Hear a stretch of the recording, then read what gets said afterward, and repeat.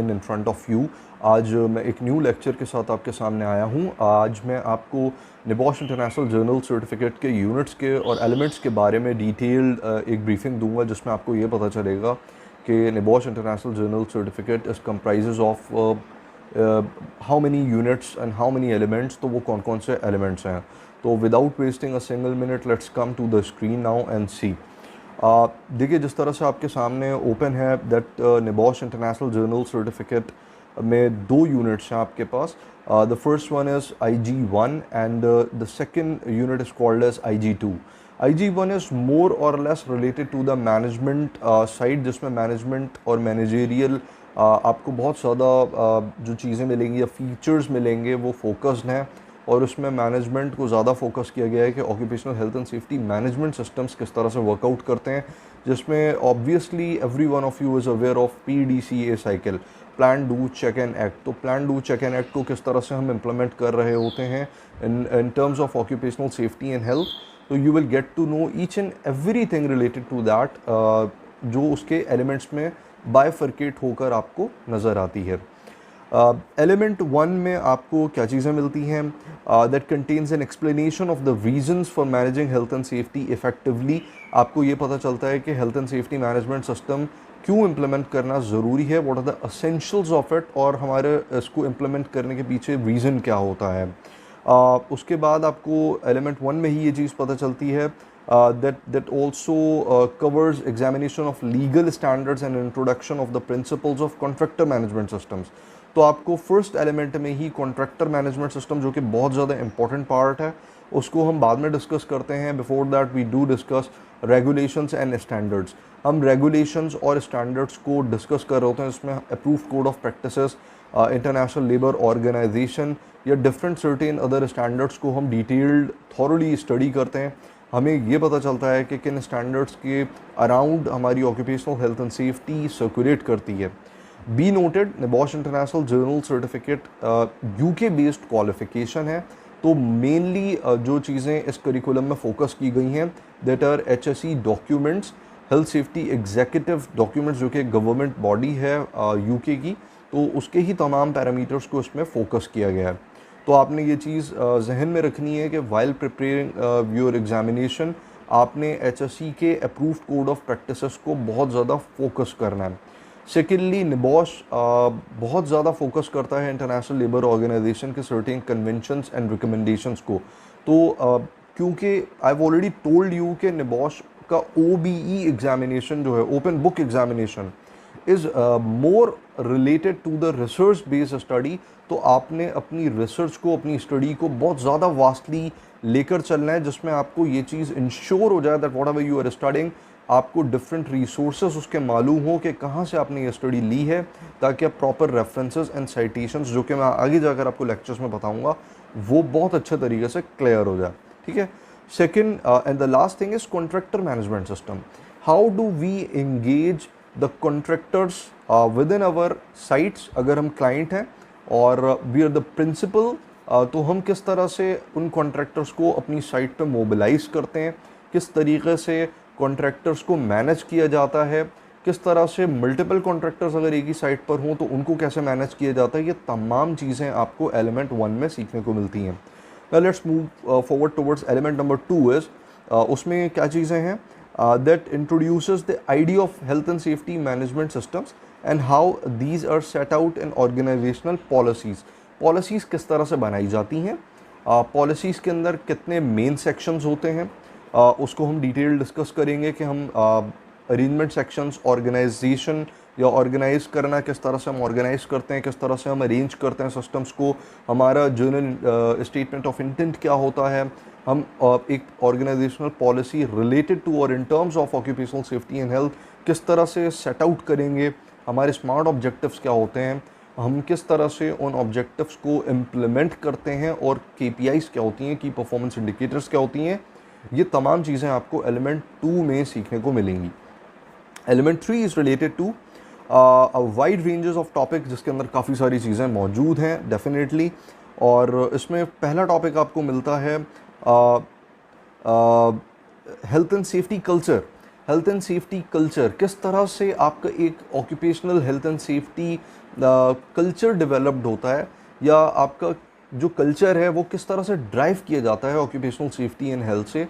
तो आपको इस मॉड्यूल में ये बहुत डिटेल्ड समझने को मिलेगा। एक कल्चर जो है वो बिलीफ्स, वैल्यूज़, एटीट्यूड्स का किस तरह से एक जॉइंट मिक्सचर है, और किस तरह से आप अपने कल्चर को प्रमोट कर सकते हैं। ऑक्यूपेशनल हेल्थ एंड सेफ्टी उस कल्चर को फर्दर रेस करने में किस तरह से हेल्प आउट करता है, that's what you are going to study over here. किस तरह से इम्प्रूव किया जा सकता है।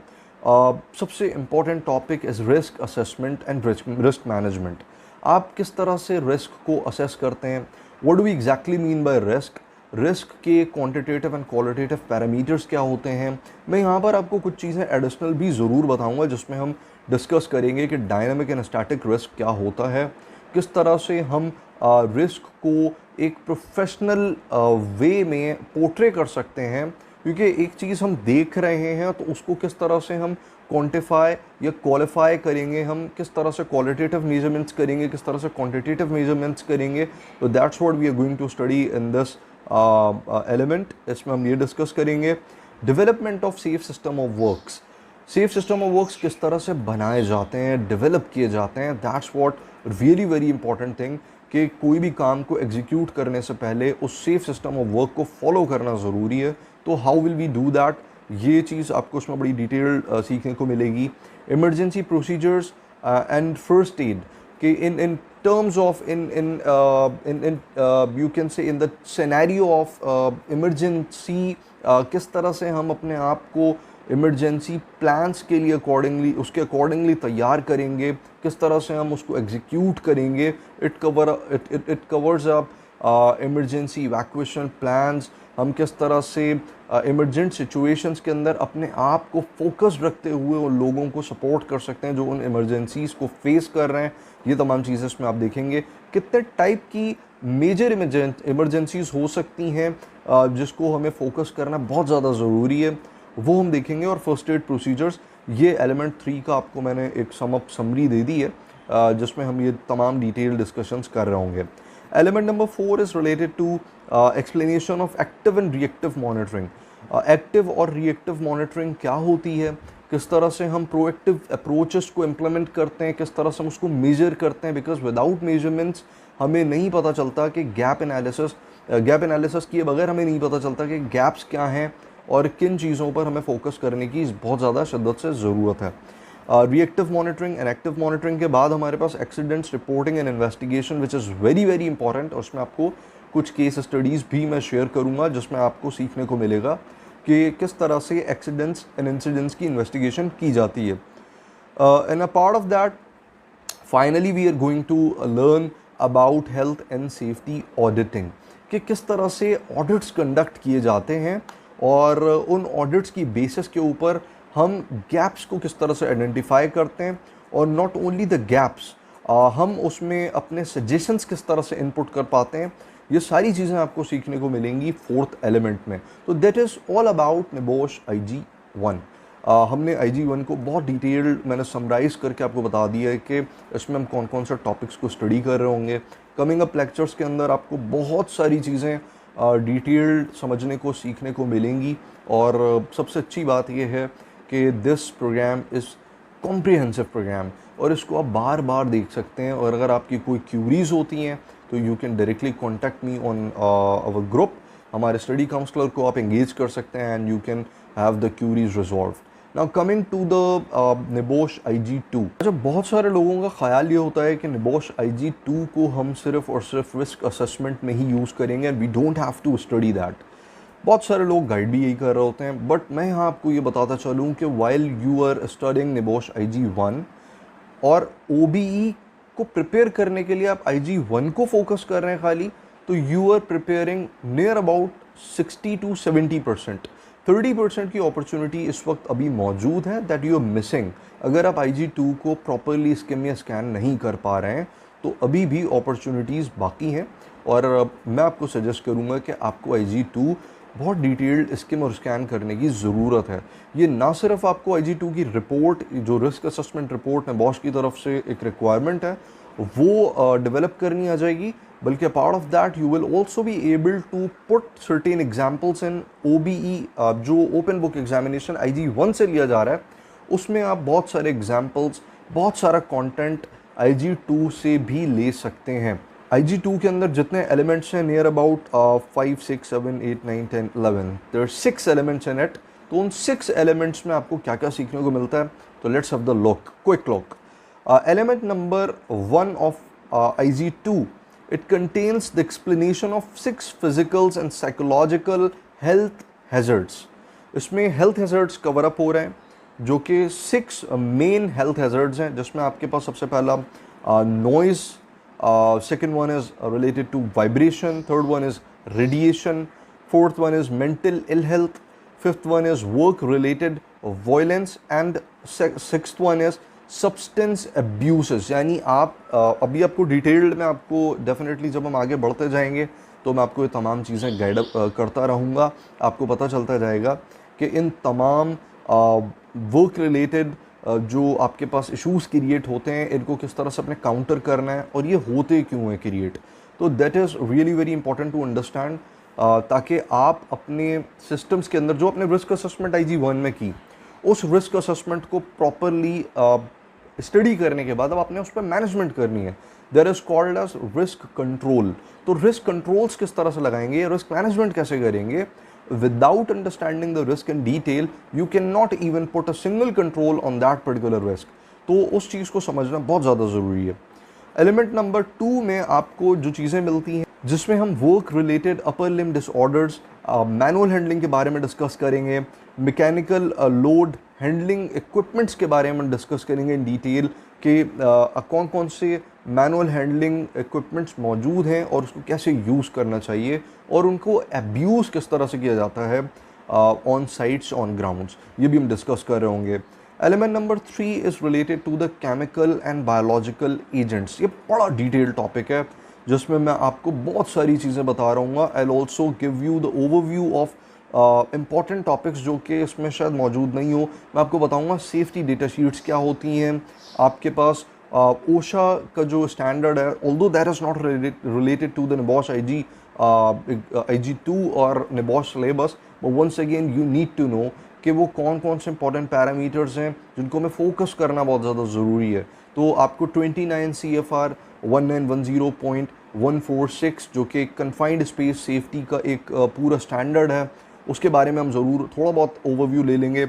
हम 29 CFR 1910.1200 जो कि हैज़र्ड्स कम्युनिकेशन के बारे में बात करता है, ग्लोबली हार्मोनाइज्ड सिस्टम्स के ऊपर बात करता है, उसके ऊपर हम एक छोटा सा ओवरव्यू ज़रूर ले लेंगे ताकि हमें पिक्टोग्राम्स की पहचान हो, हमें पता हो कि प्ले कार्ड्स क्या होते हैं और GHS ग्लोबली हार्मोनाइज्ड सिस्टम होता क्या है। तो ये हम थोड़ा देख लेंगे। बायोलॉजिकल एजेंट्स के बारे में बात करेंगे, हम लिग्नेला बैक्टीरिया के बारे में बात करेंगे, लेप्टोस्पायरोसिस क्या होता है, किस तरह से ये बैक्टीरियाज पेनिट्रेट कर जाते हैं हमारे बॉडी के अंदर, एंटर होने के जो फॉरेन पार्टिकल्स हैं उनके रूट्स क्या हैं, ये तमाम चीज़ें हम डिस्कस करेंगे इस एलिमेंट के अंदर in detail. Then element number 4 is related to the journal workplace issues such as welfare provisions। welfare provisions क्या होते हैं, welfare होता क्या है by the way, हमें क्यों welfare provisions on site देना बहुत ज़्यादा ज़रूरी है, what is the requirement, उसकी requirement क्या है, ये भी बहुत ज़्यादा ज़रूरी है समझना, उसके ऊपर हम बात करेंगे। working at heights के ऊपर हम बात कर रहे होंगे। confined space entry जो कि मैंने आपको पहले बताया कि हम पहले भी डिस्कस करेंगे, उस पर भी बड़ा डिटेल्ड हम डिस्कस कर रहे होंगे। लोन वर्किंग है, slip and trips हैं, safe movement of pedestrians and vehicles in the workplace and work related driving। very very important topics, very important topics। ये पेपर के लिहाज से भी बड़े इंपॉर्टेंट हैं, जनरल सेफ्टी के लिहाज से भी बड़े इंपॉर्टेंट हैं। ये वो रोज़मर्रा के काम हैं जो कि डेली रूटीन में हमारे यहाँ पर हमारी साइट्स के ऊपर ये एग्जीक्यूट होते हैं और उसमें हमें बहुत कुछ सीखने की ज़रूरत है। तो ये भी हम डिस्कस कर रहे होंगे। एलिमेंट नंबर आपके पास फिफ्थ जो होगा वो होगा अराउंड फिफ्थ है, दी फिफ्थ एलिमेंट में हम डिस्कस करेंगे work equipments and hazards and control measures. देखिए IG2 is related to the hazards and its mitigation, उसके रिस्क कंट्रोल्स के बारे में हम डिस्कस कर रहे हैं, ठीक है। एंड वंस अगेन मैं आपको थोड़ा सा क्लियर कर दूं कि इसमें 6 नहीं 7 एलिमेंट्स हैं, sorry taking my words back, इसमें 7 एलिमेंट्स हैं। आपके पास इस एलिमेंट के अंदर हैंड हेल्ड टूल्स के बारे में और पावर टूल्स एंड मशीनरीज के बारे में बहुत ज़्यादा डिटेलिंग होगी, जिसके ऊपर हम बहुत ज़्यादा बात करेंगे। इसके बाद आपके पास जो टॉपिक है that is really very very interesting, जिसमें आप फायर सेफ्टी को डिटेल कर रहे होंगे, फायर रिस्क असेसमेंट के बारे में बात कर रहे होंगे, फायर ट्रायंगल, फायर टेट्राहेड्रन और उसके बेसिक्स और थोड़े बहुत एडवांस्ड फीचर्स को हम ज़रूर देख रहे होंगे in perspective of this particular course. Element 10 के अंदर आपके पास risk related to the electricity and typical work places कौन कौन से हो सकते हैं, जैसे ओवरहेड वर्क्स हो रहे हैं, जैसे आपके पास किसी कन्फाइंड एरिया में इलेक्ट्रिसिटी से रिलेटेड कोई काम हो रहा है। हम एग्जांपल सर्टेन टाइम्स में ये देता हूँ कि 132 kVA ग्रिड के अंदर हो, भी लाइव ग्रिड हो, उस पर अगर वर्कआउट हो रहा हो तो वो किस तरह के इलेक्ट्रिसिटी हैज़र्ड्स वहाँ पर काउंटर किए जा सकते हैं और उनको किस तरह से हमें फेस करना है और किस तरह से रेजोल्यूट करना है, रिजॉल्व करना है। तो that is really very very important. तो अब आपको कंप्लीट ओवरव्यू मिल चुका है कि निबोश IG1 में what we are going to do, NEBOSH IG2 में हम क्या करने जा रहे हैं। रिमेंबर वन मोर थिंग, इन दोनों को जब आप स्किम कर चुके होते हैं तो आपको बहुत अच्छी एक डिटेल्ड स्टडी मिल चुकी होती है, मिल जाती है, और उसकी बेसिस के ऊपर आप अपनी preparation for the examination point of view कर लेते हैं और आपको काफ़ी अच्छा सपोर्ट मिल जाता है उसमें। तो ये जहन में रखिएगा तमाम वो स्टूडेंट्स जो कि एग्ज़ाम्स प्रिपेयर कर रहे हैं, हमारे स्टूडेंट्स हैं, आउटसाइडर्स हैं, जो भी इस लेक्चर वीडियो सीरीज़ को देख रहा है उसको ये चीज़ नोटिफाइड होनी चाहिए कि हम IG1 और IG2 दोनों को स्टडी करना प्रमोट करते हैं। एंड आई डू सजेस्ट कि आप दोनों को स्टडी करें and then you will be able to conduct to attempt your examination. ठीक है जी। आई बिलीव कि अब आपको उसमें बहुत सारी चीज़ें क्लियर हो गई होंगी। अगर फिर भी आपकी कोई क्यूरीज हैं तो आप उसको ग्रुप में ज़रूर पोस्ट करें। माई स्टडी काउंसलर और myself will definitely respond you back. ठीक है जी, मिलते हैं नेक्स्ट लेक्चर में। Till then, thank you so much.